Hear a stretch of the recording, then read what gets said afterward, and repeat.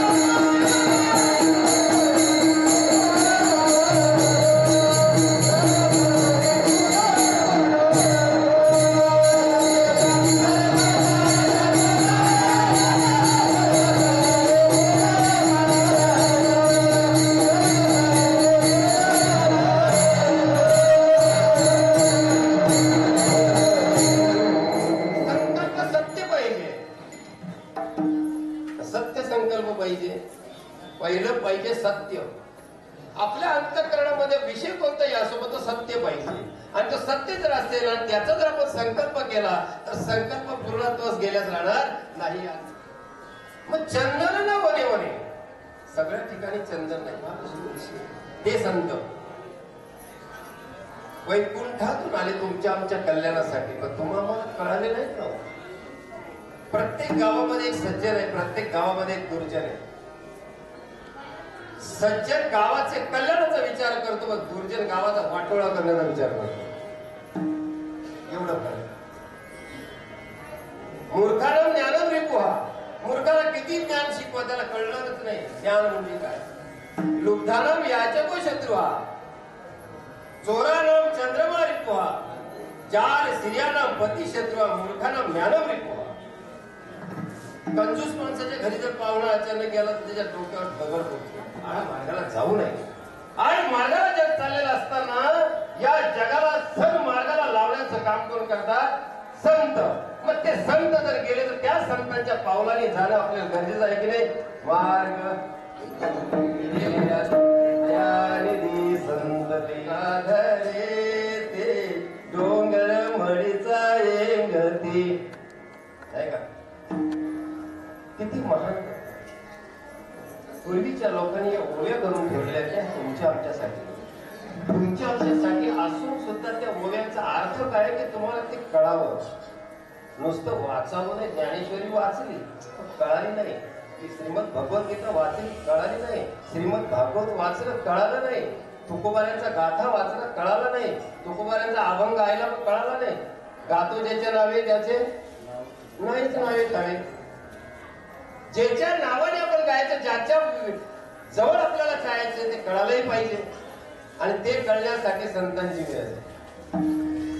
ते कळण्यासाठी संतांना नवनाथांचा ज्या वेळेला जन्म झाला ह्या भूतलावर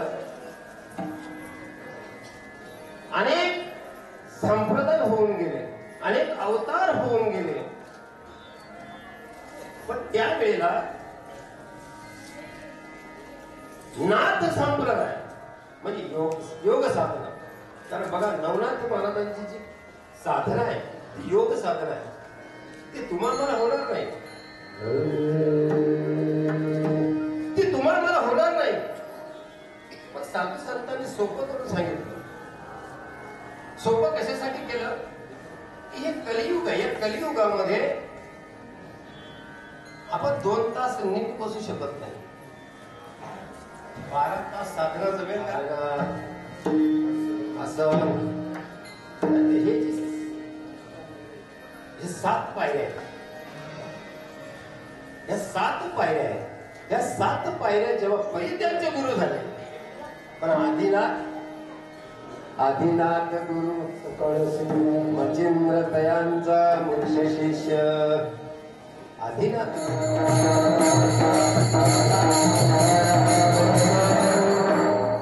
हे नाथ संप्रदाय प्राप्त झाला. पण नवनाथांनी विचार केला की आपण एका ठिकाणी थांबून चाललं नाही. ज्ञानोबारायांना दीक्षा दिल्याच्या नंतर ज्ञानोबारायांनी विचार केला का एक गुरु एक शिष्य ही परंपरा मृत्यू लोकात चालणार नाही ना, माझ्या सामान्य जीवाचा कल्याण होणार नाही का. तर त्या नाथ संप्रदायामध्ये योग साधनेचा अभ्यास आहे. शस्त्र अस्त्र विद्या सर्व साबरी विद्या ज्याला म्हटलं जातं ते नाथ संप्रदाय. ती साबरी विद्या प्राप्त होणार नाही. मग ज्ञानोबारायांनी विचार केला की आता आपण काय केलं पाहिजे की या नाथ संप्रदायामध्ये भागवत संप्रदाय सांगले म्हणजे वैष्णव संप्रदाय नाही का बाबा. या नाथ संप्रदायामध्ये वैष्णव संप्रदाय म्हणजे भागवत संप्रदाय सामील आहे. भागवत संप्रदाय आणि नाथ संप्रदाय एकत्र आले तर किती आनंद होईल. पण तिथे पण आणि परंतु आला. परंतु आल्याच्या नंतर ज्ञानोबारायांनी निवृत्ती दादाला विचारलं, दादा माझी एक इच्छा आहे की एक शिष्य एक गुरु ही परंपरा नकोय. संसारिक जीवाचं कल्याण व्हावं असं जर वाटत असेल आपल्याला, आपण त्यांचं कल्याण करण्यासाठी अवताराला आलो. मग काय करायला पाहिजे तर आपण एक शिष्य एक गुरु ही परंपरा नको. आपण काय केलं पाहिजे, सर्व यारे यारे या ती भलती आपण सगळ्यांना अधिकार देऊया. सगळ्यांना अधिकार. पण कोणी कोणाचं गुरु व्हावं, कोणी कोणाचा गुरु होऊ नये. त्याने असतार गुरु बस्तारच्याला रात्री केला आणि पहाटे गेला. काय उपयोग त्या चेल्याचा, काही उपयोग नाही ना. बरं हे नाहीतर गुरु म्हणतो शाल जोडी, या गुरु म्हणतो एक घोडी आणि चेला म्हणतो शाल जोडी. काय का गुरुच्या अंगात आलं, गुरु म्हणायला लागला शिष्याजवळ घोडी होती. घोडी घोडी दे, घोडी दे. घोडी घोडी करता करता शिष्याच्या लक्षात आलं, अरे माझा उदरनिर्वाह करणारी या घोडीवर बसून पूर्वी व्यवहार कसे चालायचे. तेव्हा गाड्या नव्हत्या, मोटरसायकली नव्हत्या, काही नव्हतं, साधनं नव्हती. घोडीवर बसून व्यवहार चालायचा, बाजार करायचे. त्याने सांगितलं यो माझा तर आपला कुळ काय आहे हे आपलं कुळच आपल्याला कळलं नाही. मग कोणी ऋषीचं कुळ, गंगेचं मूळ आणि शास्त्राचं मूळ कोणी कोणाला विचारू नये. कोणीच कोणाला विचारू नये. त्यांचं चुकीचं नव्हतं, त्याला दुसऱ्याने विचारलेलं होतं. मला काय फोन केला असेल त्या मायबापा हो कल्पना नाही करू शकत. मला सांगितलं महाराज मला एका माणसाने असं विचारलंय विठ्ठलाचे मायबाप कोण. आईबाप कोण विठ्ठलाचे. म्हटलं दुसरं काय नाही बाबा, त्याच्या कानात माशे कशाला. माझ्या मुंग्या मारल्या हो, डोक्यात मुंग्या मारल्या. मी म्हटलं 7-12 याच्या नावावर करायचे का पांडुरंगाचा. आईबापाचे त्या विठ्ठलाच्या आईबापाचं जे नाव विचारतोय तर पांडुरंगाचा 7-12 नावावर करायचंय का.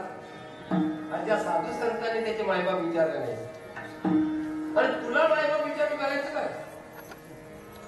पांडुरंगाचे मायबाप विचारून तुला घेणं काय, तुला काय करायचंय, कोणतं शास्त्र पार पाडायचे तुला. 6 शास्त्र 18 पुराण हरिशी गाती, चौर्वेदी दान साहित्य शास्त्र कारण 18 पुराण हरिशी गाती. अरे त्या हरीचं नाम घेतलं झालं ना. मग आता आपण इथपर्यंत पोहोचलो की नाही. चला जाऊ तर या गावात, चला जाऊ तर या गावात. आज आलो की नाही त्याच्या गावामध्ये. मग हे कुळ कोणालाही माहिती नव्हतं.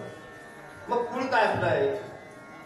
आपलं पूर्वशास्त्र असा होता पूर्वीचं. आताच तर शास्त्र आहे. शास्त्र बदलत नाही, शास्त्र बदलणारी माणसं आहे. शास्त्र कधी बदलत नाही, शास्त्र बदलणारी.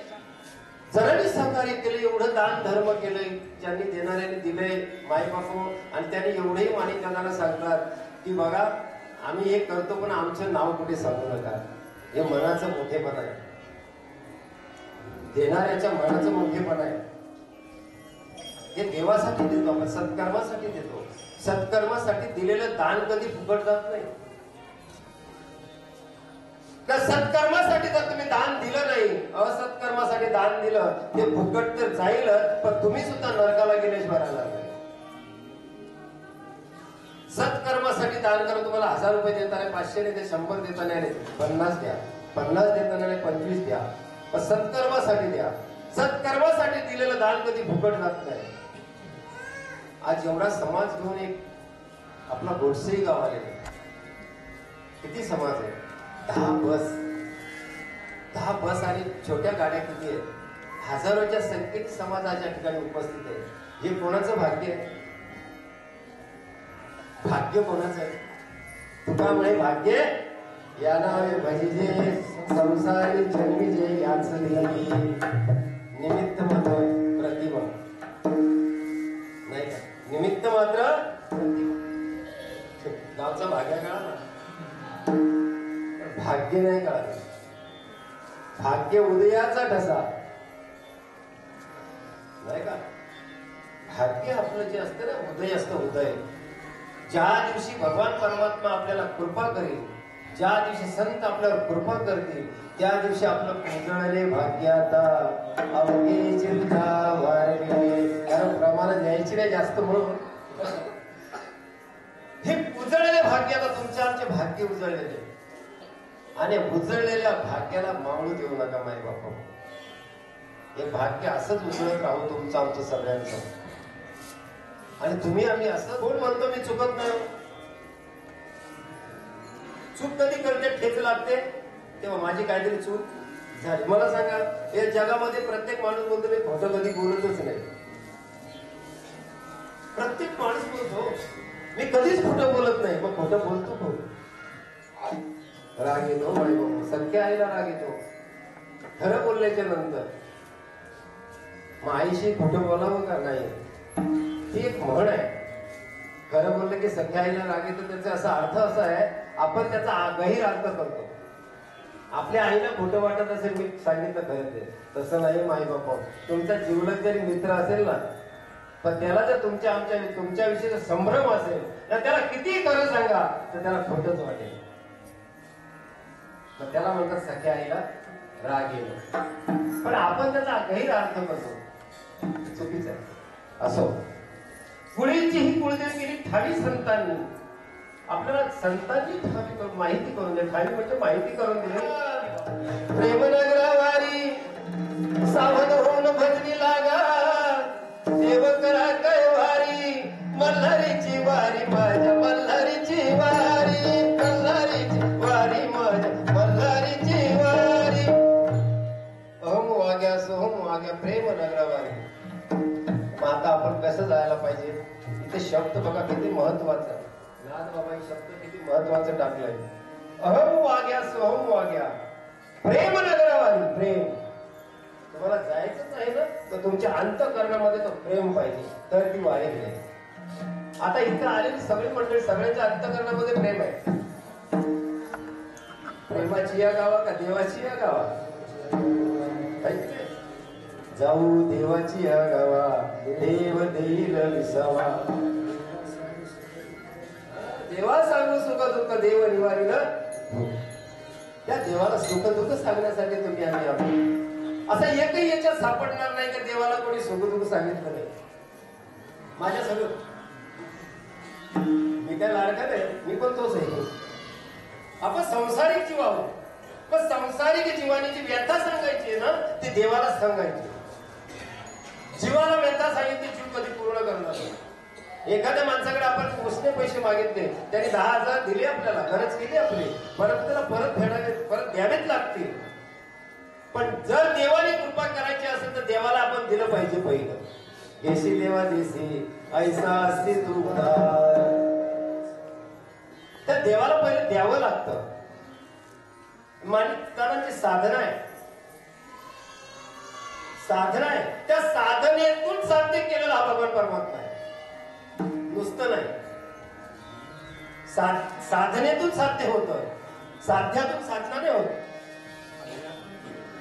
आपण मडीला आता या क्षेत्रामध्ये आज कीर्तन आहे त्या बसलेला आहोत. आज साधन आहे का साध्य आहे? हा साधन आहे. पण तो साधन जर आपल्याला साध्य करायचं असेल तर आपल्या अंतःकरणामध्ये काय पाहिजे? प्रेम पाहिजे. प्रेम असेल, भाव असेल. देव भावाचा भुकेला आज दुष्काळ. कोणी विचारलं गाव कशी काय तब्येत आहे? आमच्या याला हे झालं, मालक नाही आमच्या याला म्हणून. मला सांगा, जर त्यावेळेला ते आपल्या याला भेटलेली महामारी होती, वाईट प्रसंग होता, आणि त्या वाईट प्रसंगातून भगवान परमात्म्याने तुम्हाला तारले, वाचवले, तेव्हा वाचलो म्हणून वडील आलो. आता किरवलीला त्या दिवशी कार्यक्रम झाला. त्या कार्यक्रमामध्ये त्यांनी सांगितलं की एवढा पण 2 वर्ष कोरोना आला पण आमच्या गावामध्ये एकही माणूस आजारी नाही पडला. त्यांनी सांगितलं. म्हणजे कसं काय? तर त्यांनी सांगितलं, त्या कीर्तनकाराला सांगितलं होतं की आमच्या गावात असं तर कीर्तनकार बोलला की सावरी देवाची कृपा म्हणून आमच्या गावामध्ये एकही माणूस आजारी नाही पडला. मला सांगा, दैवत जागृत आहेत का अजागृत आहेत? दैवत जागृत आहेत, पण तुम्ही आम्ही झोपलेलो आहोत. भाव बुडाला काय करतो? तुम्ही आम्ही झोपलेले आहोत. देव जागृत आहे, देवाचं कार्य देव करतोय, पण तुम्हाला आम्हाला ते कळत नाही. तुम्ही आम्ही झोपलेले आहोत. आपली एक यात्रा येते की नाही, यात्रा आमच्या इथं हनुमान जयंती, आणि हनुमान जयंतीच्या दुसऱ्या दिवशी देवीची यात्रा असते. देवीची. बरं, हनुमान जयंतीला पालखीला किती लोक? इनमिन 3.5. नाव काय? यात्रा नाही बरं का, जत्रा. पण त्या जत्रेला गर्दीच गर्दी. रात्री पालखीला हनुमंतरायांच्या कोणी फक्त भजने असतील. ते पण भजने कसे बरं का, भजन्यांची काही भजन्यांची टॅक्ट आहे. पालखी आपल्या घरापर्यंत आली मग त्यांना चहा द्या, थंडा द्या, त्यांना काय नाश्ता द्या. वा वा वा, चांगली व्यवस्था केली बरं का, चांगली व्यवस्था. तो म्हणतो तुम्ही उठून जा एकाची. त्याच्या दारा म्हणून पालखी निघली का तो तुझा रुक्माईच्या जेथे विठूचे राहुळ तिथे तुकयाचा गोंधळ. मग तुकोबाराची कुलदैवत कोण होती? आई भवानी होती ना. काम क्रोध बकरा मारायला सांगितलं. आपण धनगराकडून आणतो. उद्या लागणार आहे, परवा लागणार आहे. ती माणसं वेगळीच असतात बरं का. बायको समवागतो सगळ्यांच्या गावावरच येते ते. ती माणसं वेगळी असतात, त्यांचा ठरलेला असतो. हे कोणी आणायचं, बकरे आणायला कोण, 4 पायाचे आणायचे वेगळे, 2 पायाचे आणणारे वेगळे, असं सगळं ठरलेलं असतं. पण एक त्याच्यातून दृष्टिकोन असा आहे, ती परंपरा चालत आलेली आहे, ती मोडता येत नाही. असं शास्त्र नाही, असं माणसाचं शास्त्र. याला मानसशास्त्र म्हणतात. हे माणसाचं. पण देवाला हे चालत नाही. काम क्रोध बकरा मारा, काम आणि क्रोधाचा बकरा मारा. तुका म्हणे नाही का, जेथे विठूचे रावलं तिथे तुकियाचा गोंधळ. तुकोबरा सांगता आम्ही गोंधळ घातला, आई भवानीचा गोंधळ घातला. आमची भवानी आई माता तीच आहे, विठ्ठल आहे. आमच्या देवतेची पूजा केली पाहिजे. कुलदैवताला काहीच लागत नाही. कुलदैवताला दुसरं काही लागत नाही. कुलदैवताला तुमची फक्त नित्य नेमाची पूजा, नित्य नेमाची पूजा लागते. आणि कुलदैवताला तुमच्या अंतःकरणातला भाव लागतो. मग ते देवाची इडापिडा जाऊ, देवाची जाऊ का याची जाऊ, याची इडापिडा जाण्यासाठी तिथे करतो. आणि कुलदैवत आहे, कुलदैवत कोणाला त्रास देते, पण कुलदैवताला आपण विसरल्यामुळे आपला कुलदैवत आपल्याला सुखी झोपू देत नाही. लक्षात ठेवा बघा, कुलीचं दैवत आहे, आपल्याला कधी सुखी झोपू देणार नाही आपण जर त्याला विसरलो तर. म्हणून कुलीच्या देवाला विसरायचं नाही. तुम्ही एक वेळ त्या पांडुरंगाला सांगितलं, पांडुरंगा मी पंढरपूरला येणार नाही, मग कुलदेव तुझ्या दर्शनासाठी मी आल्याशिवाय राहणार नाही. म्हणून प्रत्येक वर्षी प्रत्येकाने यायचं बरं का. मढी क्षेत्रामध्ये आपल्या कुलदैवताच्या आलिया भोग असेल, देवावरी बहार त्या देवावर भार घातलं 5 वर्षाचं पूर्ण झालं. आता मला लोक जर संकल्पित करत नाही, संकल्पना लोकांची जर नसेल तर तुम्ही काय करू? तसं नाही. मायबापू काही कमी पडू देत नाही. कुलदैवत काहीच कमी पडू देत नाही. तुमचं सगळं सांभाळतो कुलदैवत. म्हणून कुळीची छावी संतांनी केली. ज्या संतांनी तुम्हाला ते कुलदैवत दाखवून दिलं ते अभंगाचं दुसरं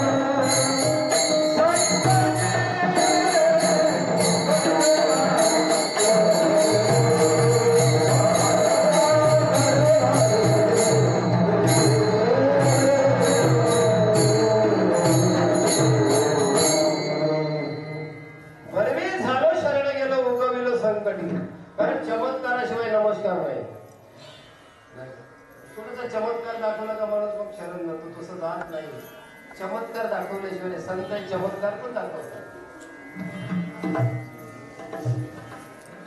गोरक्षनाथांचं मी तुम्हाला उदाहरण सांगतो. गोरक्षनाथांना आपल्या गुरुने सांगितलं, मच्छिंद्रनाथांनी की मला भूक लागलेली आहे, गावात जा आणि काहीतरी भिक्षा मागून आण. कारण नवनाथांचा पहिलं नवनाथ प्रत्येक गावाला यायचे ना. आता नवनाथ येतात, नवनाथ असतात का ते? नवनाथ कोणाच्या घरी जात नव्हते. पूर्वी यायचे ना, नवनाथ कोणाच्या घरी जात नव्हते.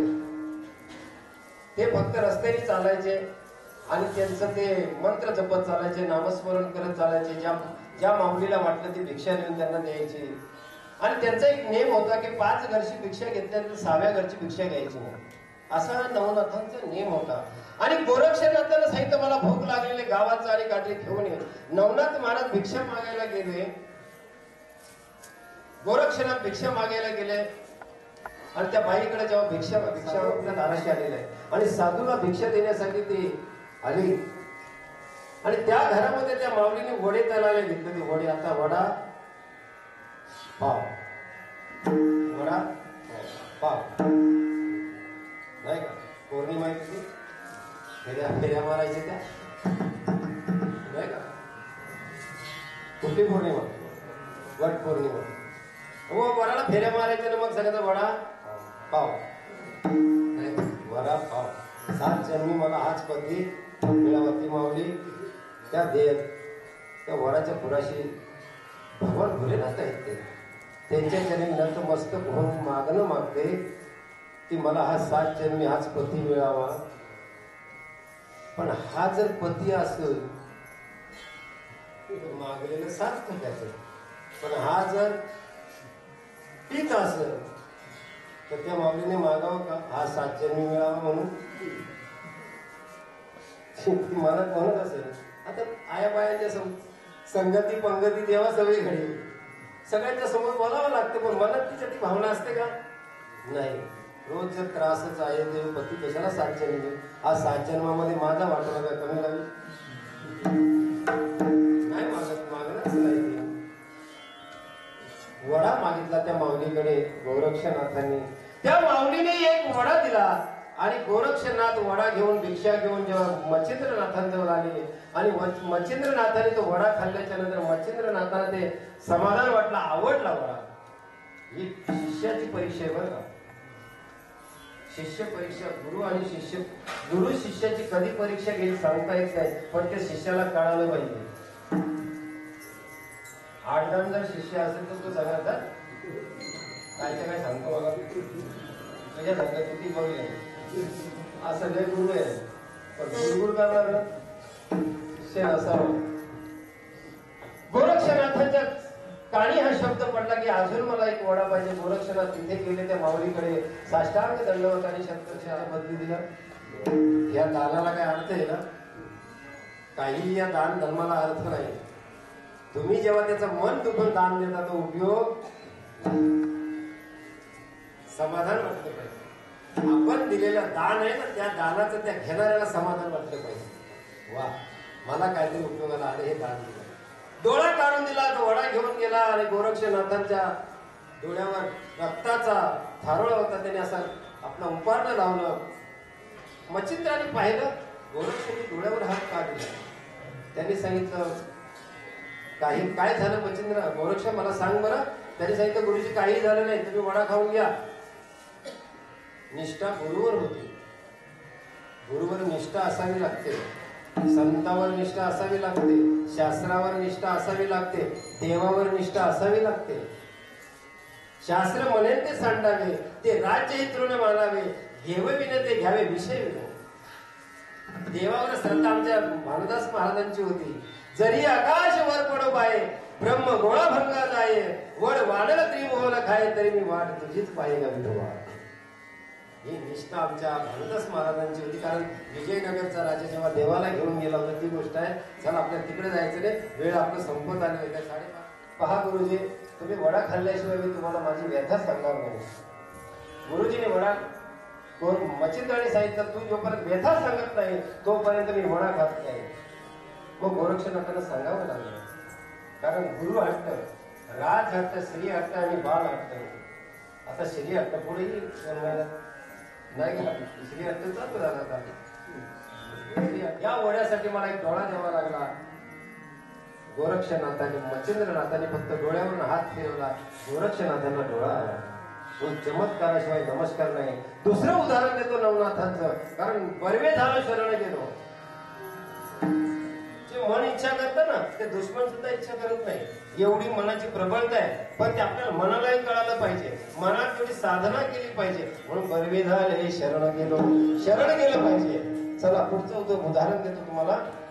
लोक कसे शरण जातात. मीननाथानं अस्त्रविद्या शिकवत होते आणि त्या ठिकाणी इंद्राला असं वाटतं की मी सुद्धा ही विद्या शिकावी.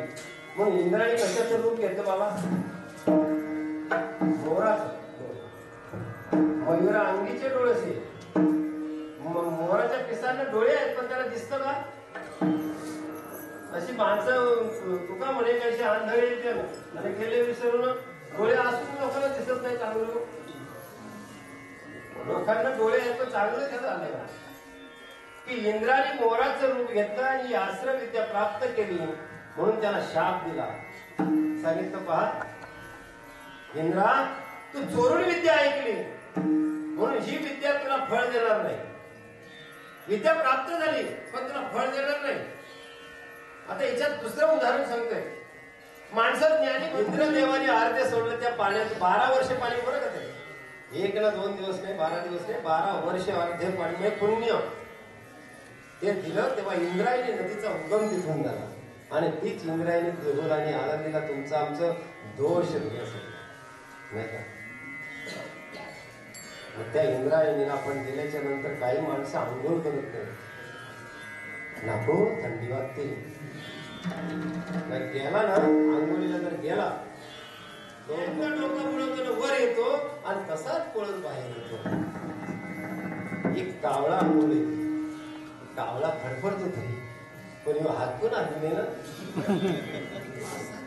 असाच बोलत येतो. काय होतं याला काय कळत नाही. त्या इंद्रायणीमध्ये आणि चंद्रभागेमध्ये चंद्रभागे करता स्नान दोष पळती राहणार आणि इंद्रायणीमध्ये आंघोळ केली तर ज्ञानोबाराय सांगता इंद्रायणी सारखं पवित्र तीर्थ नाही इंद्रायणीमध्ये आंघोळ केल्याच्या नंतर. कारण त्या इंद्रायणीचं पाणीच आहे ना ते इंद्रदेवाच्या 12 वर्ष पुण्याचं पाणी आहे. लोक आंघोळ करत नाही असो. म्हणून जे नाथांनी चमत्कार करून दाखवले, बरवे झालो शरण गेलो उगविलो संकटी, मी माझ्या कुळदेवाला शरण गेलो म्हणून मला संकटातून मुक्त करणारी माझी कुळदैवत आहे. मग त्याला शरण गेलं पाहिजे ना आपण. बरं, त्याला शरण जाण्यासाठी दुसरं साधकाने विचारलं, त्याला शरण जाण्यासाठी तो देव आणला कोणी.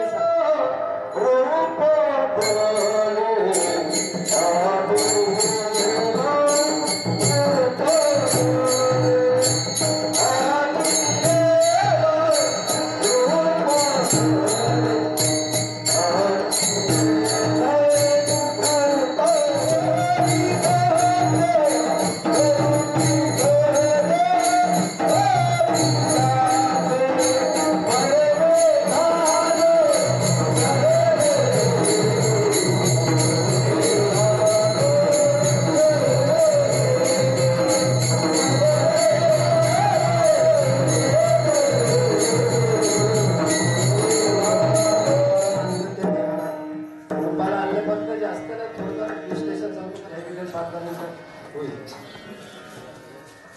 भगवान परमात्म्याला निर्गुणातून सगुणात आणला आणि येणे रूपावळी करुणी खळे हरिदासी. भेट घ्यायची. पहिले कोणाला भेटावं लागेल?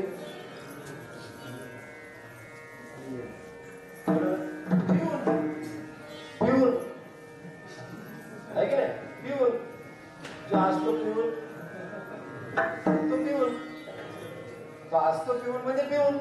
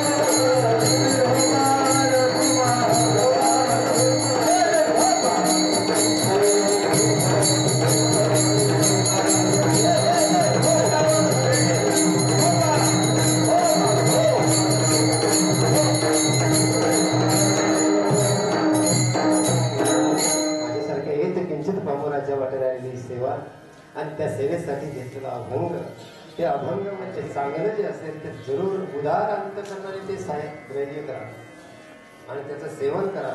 ही चरण सागावला काय आहे? देवाचे चरण आहे. आपण माल शिकायला जातो की नाही? आता मला सांगायची गरज नाही. आपण का जावं माल शिकायला जातो ना? त्याचं कारण आहे गोडसेशी जो माल गेल्याशिवाय तिथे पूर्णता नाही. तसं आपण महाल शिखराला गेल्याच्या नंतर विष्णू पदांचं म्हणजे माऊलींच्या दर्शनात चरणाचं दर्शन घेतल्याशिवाय आपली सागावची वारी पूर्ण होते. हे लक्षात घ्या. आणि या ठिकाणी आपण आल्याच्या नंतर आता तीर्थक्षेत्रामध्ये मढीला आल्याच्या नंतर आपण आपल्या कुळदैवताचे इतके ऋणी आहोत की त्याला पार नाही. ही सेवा आहे. म्हणून मायबापू ही आज माझ्यासारख्या येते किंचित पापराच्या समोर एवढा समाज सातकरी मंडळी. आणि दुसरी गोष्ट आमचे महंत गुरुवर्य हरिभक्त परायण विष्णुबाबा शेलार आमचे वाशेऱ्याचे बाबा. कारण गुरुनिष्ठांचं नाव